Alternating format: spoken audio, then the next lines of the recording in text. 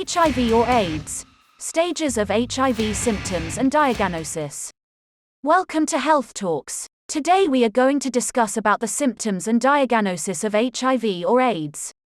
For the most part, the symptoms of HIV are the result of infections caused by bacteria, viruses, fungi, and/or parasites. Let's start with Stage 1. Symptoms of early HIV infection. Many people with HIV have no symptoms for several months to even years after becoming infected. Others may develop symptoms similar to flu, usually 2 to 6 weeks after catching the virus. The symptoms of early HIV infection may include fever, chills, joint pain, muscle aches, sore throat, sweats, particularly at night, enlarged glands, a red rash, tiredness, weakness, unintentional weight loss. Now let's discuss Stage 2, asymptomatic HIV. In many cases, after the initial symptoms disappear, there will not be any further symptoms for many years. During this time, the virus carries on developing and damaging the immune system and organs. Without being on medications to stop HIV's replication, this process can take up to 10 years on average. The infected person often experiences no symptoms, feels well, and appears healthy. Let's talk about Stage 3, late-stage HIV infection. If left untreated, HIV weakens the ability to fight infection. The person becomes vulnerable to serious illnesses. This stage of infection is known as AIDS. Symptoms of late-stage HIV infection may include blurred vision, diarrhea, which is usually persistent or chronic, dry cough, fever of above 100 degrees Fahrenheit, 37 degrees Celsius, lasting for weeks, night sweats, permanent tiredness, shortness of breath, dyspnea, swollen glands lasting for weeks, unintentional weight loss, white spots on the tongue or mouth. During late-stage HIV infection, the risk of developing a life-threatening illness is much greater. Life-threatening illnesses may be controlled, avoided, and/or treated with proper medications, often including HIV treatment. Do you know there are some HIV and AIDS myths and facts?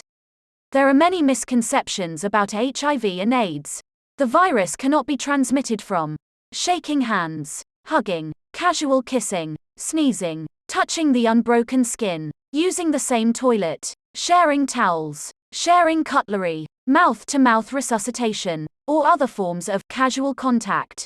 Now let's discuss about diagnosis of HIV or AIDS. The CDC, Centers for Disease Control and Prevention, estimate that about 1 in every 8 HIV-positive Americans is unaware of their HIV status. HIV blood tests and results.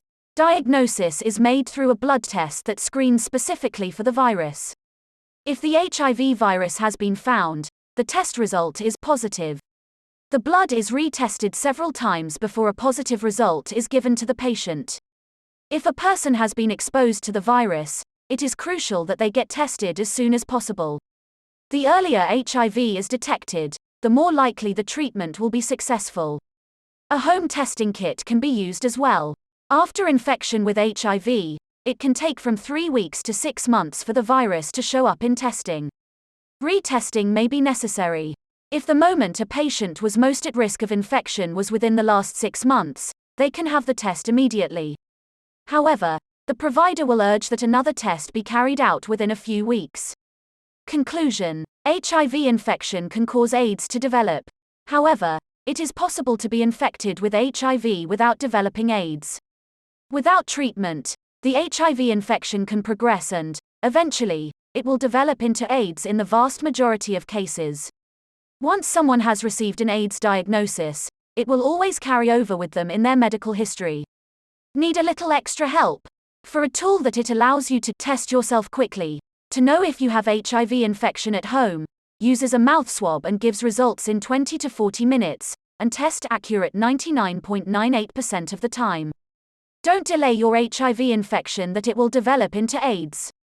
Get or equip your quick HIV test now to test yourself quick as possible.